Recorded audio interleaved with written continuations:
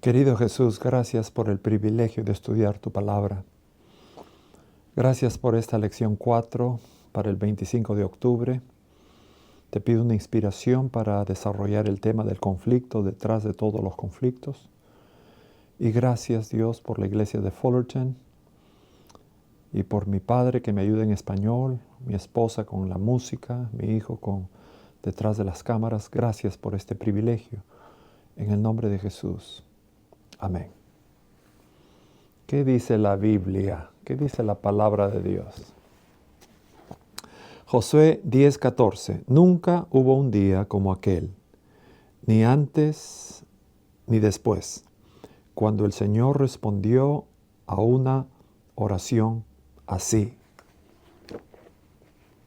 Cuando Israel estaba luchando contra los reyes, Josué vio que se acercaba la noche y necesitaban más tiempo para ganar la batalla.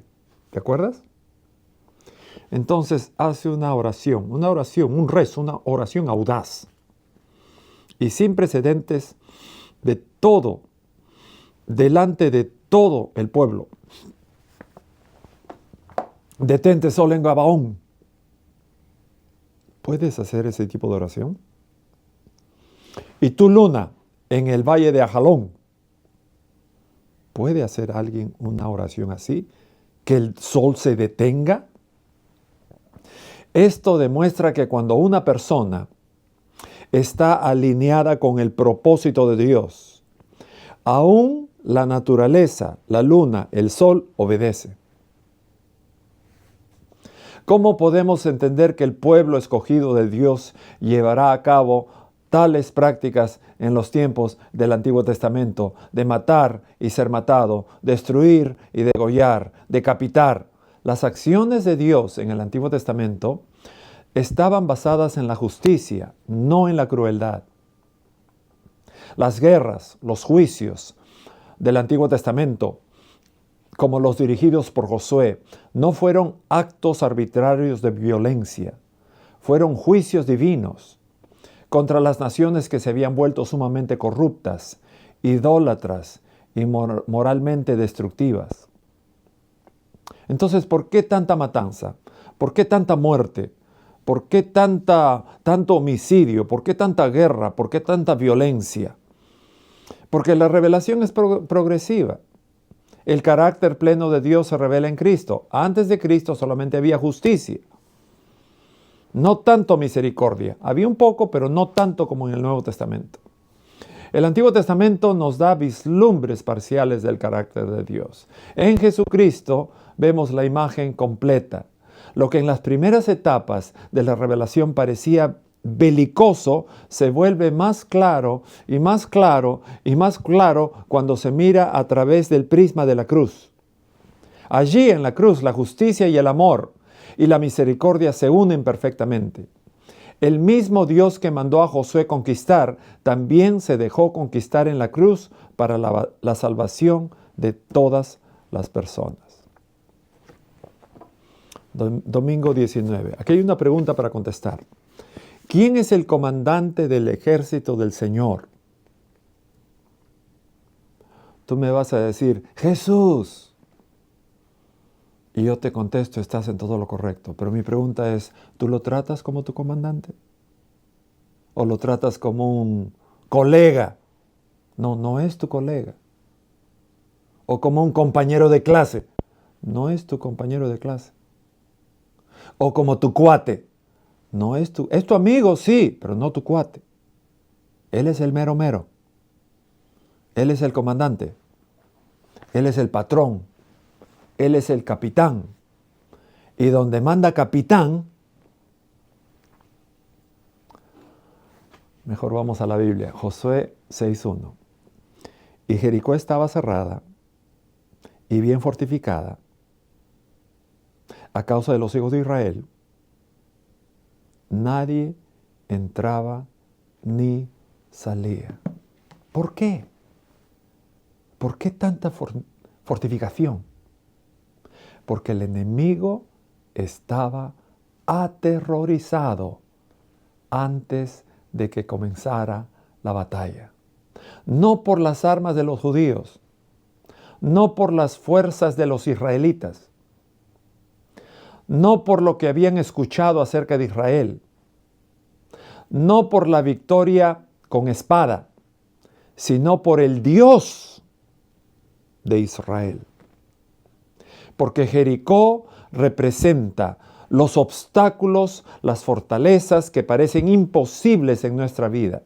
Tú tienes un Jericó, tú tienes una adicción, tú tienes un miedo, tú tienes una duda, tú tienes una relación rota, tú tienes una dificultad financiera. Eso se llama Jericó, eso simboliza Jericó y un muro impenetrable, más grande que el muro de México. Y al igual que Josué, estamos llamados a caminar en obediencia, a confiar en la estrategia y no por nuestra fuerza, sino por la de Dios. Antes que me olvide, el folleto Escuela Sabática va la ofrenda para la división sudamericana donde se encuentra mi país y tu país. Josué 5:13. Te voy a contar el relato bíblico. Cuando Josué está cerca de la ciudad, alza la vista y ve a un hombre que estaba de pie frente a él. Con una espada desenvainada en la mano estaba él mirándolo. Josué se le acerca y le pregunta: ¿eres de los nuestros o de nuestros enemigos? Ninguno de los dos, responde. Soy yo el comandante del ejército del Señor. Entonces Josué cae, rostro en tierra, en señal de reverencia y dice: ¿qué quiere mi Señor que haga su siervo? El comandante del ejército del Señor le contesta: quita las sandalias de tus pies, porque el lugar que pisas, santo es. Y Josué así lo hizo. Aquí hay un punto que quiero resaltar. Jesús vino a este mundo y ese comandante es el creador de los buenos. Hace llover sobre los buenos, pero también es el comandante de los males y es el creador de los malos. Y hace llover sobre los malos. Buenos y malos, hijos de Dios. Adventistas, no adventistas, hijos de Dios. Cristianos, no cristianos, hijos de Dios. Creyentes, ateos, hijos de Dios. Y Él vino a salvar a los que no estaban encontrados y estaban perdidos. Él ama a los dos porque Él es el ejército de los dos. 20 de octubre. ¿Quién comenzó la guerra en el cielo? ¿Quién comenzó la guerra en el cielo? Empieza con la letra L. L de loser. Lucifer. Él. Su orgullo. Voy a leer el deseado de todas las gentes. Los libros rojos. Fue Miguel, el comandante de los ángeles celestiales, quien descendió para remover la piedra del sepulcro de Jesús. Miguel. Y hubo guerra en el cielo, dice la Biblia, Apocalipsis 12. Miguel y sus ángeles luchaban contra el dragón, y el dragón y sus ángeles luchaban, pero no prevalecieron, ni se halló ya lugar para ellos en el cielo. Y fue expulsado el gran dragón, la serpiente antigua, que se llama Diablo y Satanás, el cual engaña a todo el mundo, y fue arrojado a la tierra, y sus ángeles fueron arrojados con él. ¿Quién es este Miguel? Mucho cuidado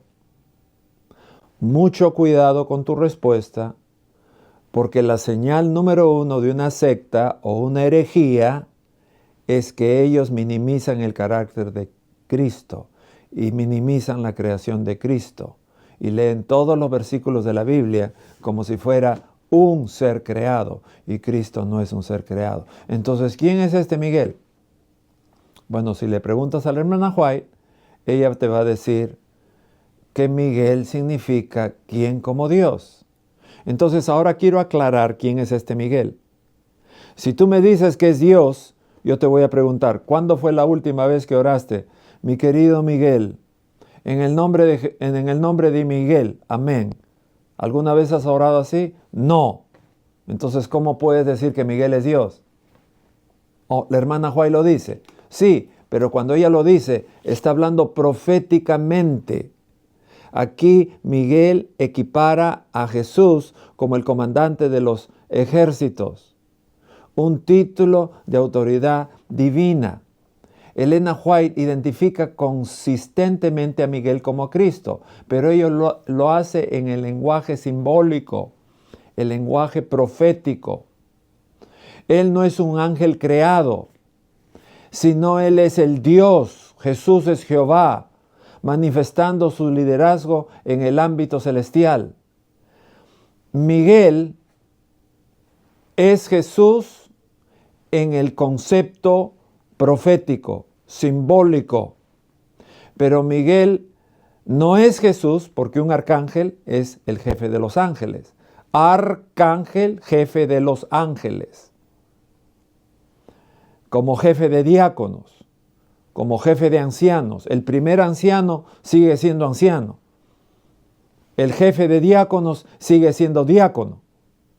Pero Jesús no es Miguel en el aspecto ontológico, de la esencia, de la substancia.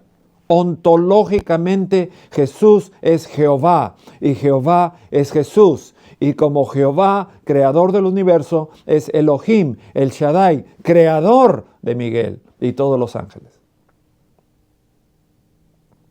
Cuando Jesús dice, yo soy la puerta, está hablando lenguaje simbólico. No vamos a ir a todas las puertas a adorar a la puerta porque es Jesús. No, Jesús no es la puerta, pero en el lenguaje simbólico es la puerta de entrada simbólicamente al cielo. Lo mismo, Miguel, arcángel, ahí peleando por el cuerpo de Moisés. Ese Miguel, arcángel, al igual que Gabriel, el arcángel Gabriel, ambos son ángeles y los ángeles son seres creados. Ahora, proféticamente, simbólicamente, puede representar un tipo de Cristo, pero eso es simbólicamente. Pero ontológicamente, Jesús es Jehová y Jehová es Jesús. Jesús es el creador del universo. Jesús es el creador del mundo y la tierra. Jesús es Dios. Padre, Mateo 28, 18. Hijo. No dice en los nombres del Padre y del Hijo y del Espíritu Santo. Dice en el nombre. Hay una unidad ontológica. En el nombre del Padre, del Hijo y del Espíritu Santo. El carácter de Dios nunca cambia. Sus métodos reflejan su misión. El mismo Dios que es misericordioso y clemente, lento para la ira y grande en fidelidad y amor, es quien juzga el pecado en Canaán. Entonces, cuando ves las peleas de Josué, las conquistas de Josué, David y Goliat, los muros de Jericó, la muerte de los muros, la caída, cuando ves todo eso, Dios utiliza estas batallas físicas para preservar al pueblo del pacto, a través del cual va a venir el Mesías, el Salvador supremo de los buenos y de los malos. En el Nuevo Testamento, la batalla se vuelve un poco más espiritual. Efesios 6:12, porque no luchamos contra carne ni contra sangre. El corazón amoroso de Dios es constante. Lo que cambia es la manera en que actúa en las diferentes etapas de su plan de salvación. Entonces, ¿cuál es el conflicto detrás de los conflictos? El amor exige justicia. Un Dios de amor también debe ser un Dios de justicia. Si el mal nunca se confronta, el amor queda impotente. Cuando Dios actúa contra naciones en forma violenta, es porque estas naciones ya recibieron su juicio. La idolatría está protegiendo la vida humana. La idolatría, el pecado, la lascivia, la fornicación, el homicidio, ha llegado a tal punto que Dios viene con sus instrumentos a hacer justicia. Piensa en un padre amoroso que disciplina a un hijo. Él no quiere hacerle daño, sino quiere salvarlo. Martes 14. ¿El Señor es un guerrero? ¿Dios mata? ¿Hay alguna persona que Dios ha matado en el Antiguo Testamento? Muchísimas. Piensa en el diluvio. ¿Quién mató? Piensa en Sodoma y Gomorra. Vamos a la Biblia antes de confundirnos. El Señor, Éxodo 15:3. El Señor, Dios, es un hombre de guerra. Hebreo, Ish Michamá. Ish es hombre. Ish Mishamak, hombre de guerra. Poderoso, campeón en la batalla. El Señor es su nombre. Un nombre tiene autoridad, un nombre tiene reputación.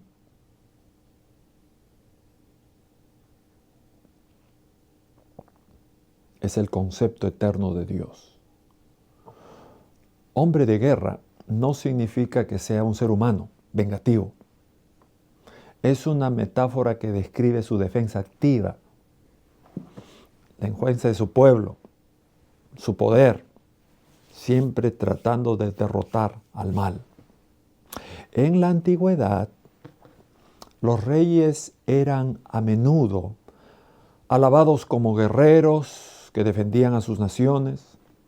Y aquí Dios está representado como el rey guerrero divino de Israel, aquel que lucha por la justicia, aquel que libera a los oprimidos. Déjame hacer un paréntesis por lo que estoy celebrando en este momento. María Corina, líder opositora venezolana, fue galardonada con el Premio Nobel de la Paz 2025. No voy a hablar de la política, no voy a hablar del comunismo, ni del marxismo. A mí lo único que me interesa como pastor es cómo el gobierno trata a la Iglesia Adventista del Séptimo Día. Nada más. Evo Morales, ¿cómo trata Evo a la Iglesia Adventista del Séptimo Día? Si apoya, dejándonos enseñar a nuestros maestros, lo apoyo. Pero si no apoya la Iglesia Adventista del Séptimo con la Biblia o respeta la libertad de la Biblia, entonces no tiene mi apoyo. Lo mismo con esta chica. El Comité Noruego de Nobel, me llenó tanta alegría esta noticia, la reconoce como uno de los ejemplos más extraordinarios de coraje civil en América Latina en tiempos recientes. ¿Tú sabes lo que es estar escondida 23 años? ¿Tú sabes lo que es mandar a su hija, Ana Corina, al extranjero a vivir por 20 años y no verla? ¿O a su hijo y no verlo? ¿O al otro hijito, Enrique, y no verlo? ¿A su papá y a la mamá y vivir en la clandestinidad? ¿Y ser ametrallatada como un conejo, corriendo como un conejo? Chica menor que yo, 1967, nacida en Caracas. Yo soy del 66.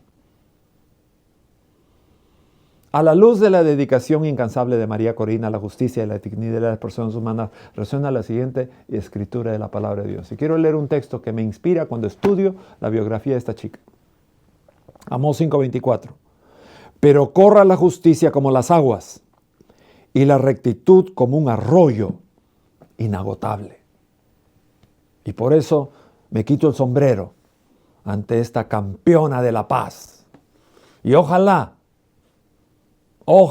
nuestra Universidad Adventista del Séptimo Día en Caracas tenga 6,000 estudiantes como en Lima, 4,000 estudiantes como en Brasil, 5,000 estudiantes como en Puigari, y sea una universidad grande. Yo trato, yo acepto, yo oro por nuestros líderes. La Biblia dice, orad por nuestro presidente. Regresemos al folleto. Miércoles 22 de octubre. ¿El Señor lo hará? ¿Pelea para ti? ¿Es bueno pelear? Vamos a la Biblia. Éxodo 14. Estamos viendo la estrategia un poquito, ¿no? Dios no quería que los israelitas maten. Dios quería proteger a los israelitas que vayan a la tierra, pero el que haga la justicia sea Él. Dios es el que crea, Dios es el que mata, Él puede matar. Él lo ha hecho, diluvio, lo ha hecho. ¿Cómo puede un Dios de amor matar? Bueno, Dios es Dios, Él es soberano y Él hace lo que le plugo. El Señor luchará por vosotros. Qué linda, qué lindo texto. Éxodo 14. El Señor luchará por vosotros y vosotros guardaréis el silencio. Qué lindo texto. Estás afrontando un problema con el esposo. El Señor luchará por ti. Este versículo ocurre cuando los israelitas están atrapados entre el ejército de Faraón y el Mar Rojo. Montaña para atrás, montaña adelante, el ejército, el Mar Rojo. ¿Qué hacer? Aterrorizados. Claman en pánico. Atrapados, sin esperanza. Y Moisés les asegura que Dios mismo es un guerrero. Estén quietos, vosotros guardaréis el silencio. ¿Qué significa guardar silencio? En hebreo, rafá. Relájate, suéltate, cesa de esforzarte. Espiritualmente es un llamado a confiar, a rendirse, en lugar de intentar resolver el problema mediante el miedo o la fuerza humana. El patio trasero está en silencio, casi de manera antinatural, como si el mundo mismo contuviera la respiración. Salgo a la yarda de atrás. El frío de la tarde mordiendo la piel. Y de repente lo siento, una presencia. No la veo, pero la siento. Movimiento. Sombras que se extienden sobre el césped. Mi estómago se hunde. Mis ojos se abren de par en par. Un oso enorme, negro, con músculos que se ondulan bajo su espeso pelaje, de pie justo más allá de la cerca del jardín. Me quedo paralizado. Mi cuerpo se bloquea. Cada instinto grita que corra, que grite, que haga algo, pero sé que no puedo. ¿Qué puedo hacer ante un oso mucho más pesado que yo? Ellos son depredadores, más rápidos que yo, más peligrosos que yo, más fuertes que yo, más inteligentes que yo. Me dejo caer lentamente en el suelo, presionándome contra el césped frío y húmedo, orando para que mi camuflaje de quietud funcione.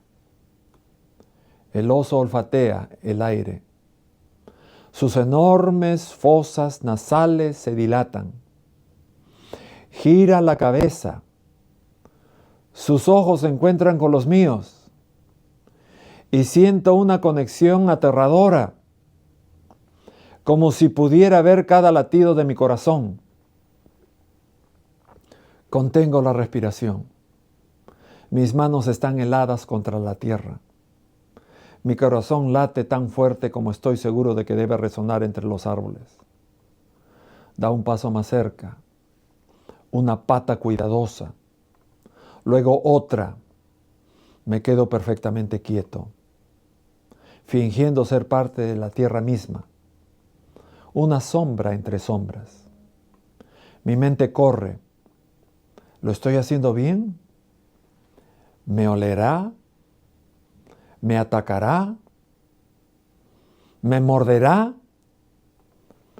Cuando en eso el oso enorme levanta su cabeza, resopla, se detiene, olfatea, luego, como si decidiera que no valgo la molestia, se gira lentamente, deliberadamente, avanza torpemente hacia el borde del patio, sus pesados pasos golpean el césped, pero ya me mantengo perfectamente quieto, congelado, cada nervio gritando que no me mueva, y desaparece entre los árboles.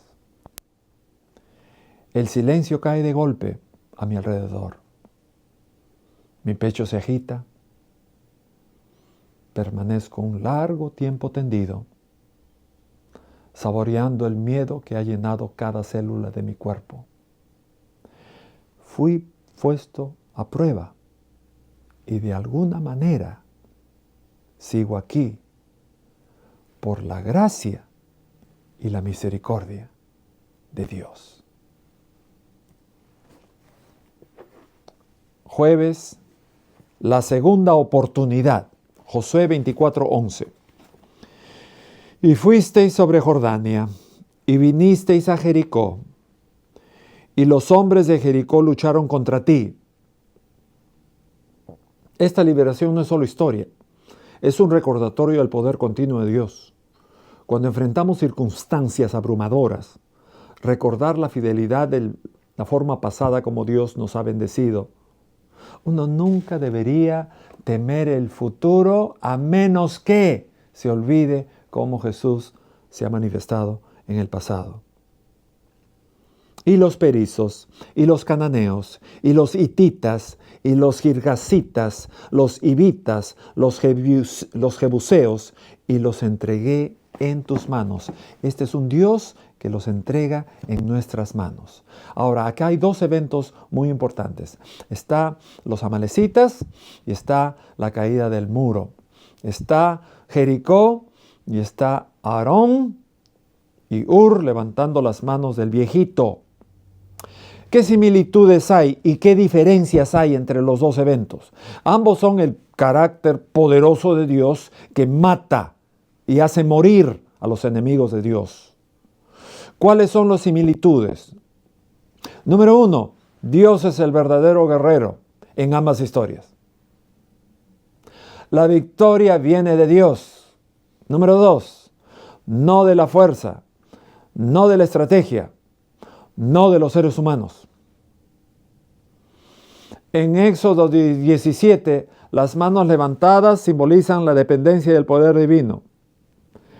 En Josué 6, la victoria resulta de la obediencia a las instrucciones de Dios. No fue la fuerza militar. Éxodo 14:14, el Señor peleará por vosotros y vosotros estaréis tranquilos, tranquilos confiando en Él. En ambos casos el pueblo de Dios es instrumento, no la fuente de la victoria. El bastón levantado en Éxodo y las trompetas que se tocan en Josué simbolizan la autoridad de Dios. Solo Dios trae la liberación. Llegamos al viernes y voy a leer literalmente, palabra por palabra, las 3 preguntas del viernes. ¿Cómo ayuda el trasfondo del conflicto cósmico a comprender mejor que el Señor mandará a Israel a ir a la guerra? Buena pregunta. ¿Cómo ayuda el trasfondo del conflicto cósmico? O sea, ¿cómo ayuda la pelea de Miguel y Lucifer? Comprender el trasfondo de estos conflictos nos ayuda a ver que los mandatos de Dios nunca se trataban de poder o dominio, sino de defender. Su carácter frente a las mentiras de Satanás. Ustedes saben, Satanás acusó a Dios de ser injusto, que Dios es un arbitrario, por lo que las acciones de Dios a lo largo de la historia revelan la verdad de su amor, incluso cuando la justicia requería disciplina. El uso de la fuerza es contrario a los principios del gobierno de Dios. Repito, porque eso se encuentra en el deseado de todas las gentes. El uso de la fuerza es contrario a los principios de Dios. Los juicios de Dios fueron simples redentores, actos de amor dentro de una guerra con Satanás. Vamos a la pregunta número 2.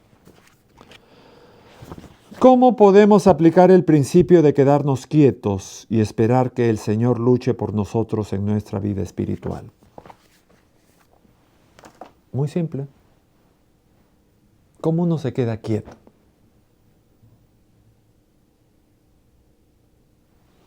Oración, Biblia, ganancia de almas. Tengo una tía en el Perú, acaba de bautizarse, adventista del séptimo día. Y esta tía, más de 85 años, cada año lleva 15 personas al bautismo. 15 personas al bautismo. La fe de Jesús, bautismo. La fe de Jesús, bautismo. Eso es estar quieto en el Señor. No me digas que estás quieto en el Señor. No me digas que pasas con el Señor si no estás orando todos los días. No me digas que estás teniendo una relación extraordinaria con Dios si no pasas una hora estudiando la palabra de Dios. Léete esto. No esto. Esto es para esto. Esto no suple esto. Esto muchas veces es la disertación doctoral de un teólogo profundo de la universidad más grande de nuestra denominación. Está bien, pero es un folleto. No es esto. Lo que te da vitamina espiritual, lo que te da proteína espiritual, no es tanto esto. Es más esto. Léete todo el capítulo 3 de Josué, todo el capítulo 4, todo el capítulo 5. Rahab. El pastor Bullón hace una pregunta en su comentario. Estaba en su prostíbulo.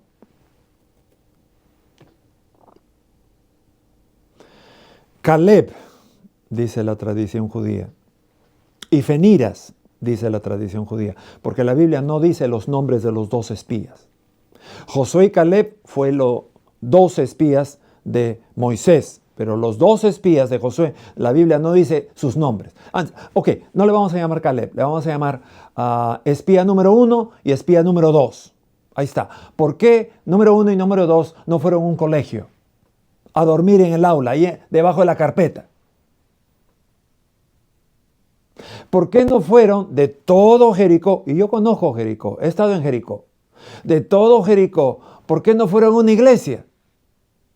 A un templo de un dios pagano, a esconderse ahí detrás del púlpito. ¿Por qué no eligieron la casa de una familia decente? Con padre, madre e hijos. Buen trabajador, trabajadora, ama de casa, 3 hijos. Decentes. Jericó, jeriquense. ¿Por qué los 2 espías, motivados por Dios, no fueron a hospedarse en un gimnasio, o en una iglesia, o en una universidad, o en un hospital, o en un hotel normal? ¿Por qué un prostíbulo? ¿Por qué a la casa de la prostituta? ¿Por qué en una casa grande de ramera? ¿Sabes por qué? Porque Dios también ama a las rameras. Porque Dios también tenía un plan para la ramera Rahab. Y si Dios no hubiese amado, no podría ser Dios, porque Dios es amor. Desde chiquitita la vio, desde que era una célula la vio, desde la concepción la vio a Rahab. Y cuando Rahab nació como una linda niña. Fue a la escuela linda, virgen. Fue al colegio linda. Pero a los 17, 18, 19 tal vez, muy simpática, atractiva. Tal vez le fue mal en el matrimonio y sucumbió en la adicción de la sexualidad, de la promiscuidad, de la lascivia para sustentar. Pero Dios nunca dejó de amar a Rahab y nunca dejó de tener un propósito maravilloso para Rahab. Y envió, mediante el Espíritu Santo, a 2 espías a hospedarse en la casa de Rahab, porque quería que Rahab regrese a los brazos de Dios.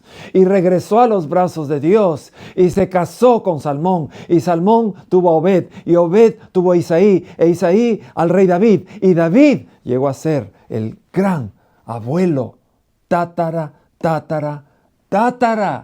abuelo de nuestro Señor Jesucristo. Tú y yo somos esa Rahab y estamos en el lodo cenagoso del pecado y estamos perdidos debajo de un árbol o en un prostíbulo o en un cinema o en un club nocturno, y desde allí Dios manda a 2 mensajeros para sacarnos de ese lugar y darnos un futuro maravilloso. Pero no olvides que la única forma de hacerlo es con el cordón rojo. Mira el cordón rojo de la casa de Rahab. Es la sangre de Cristo, y cuando la sangre lava, la sangre limpia y transforma a una ramera en una princesa, madre de nuestro Señor Jesucristo. Que Dios te bendiga y seguimos la próxima semana.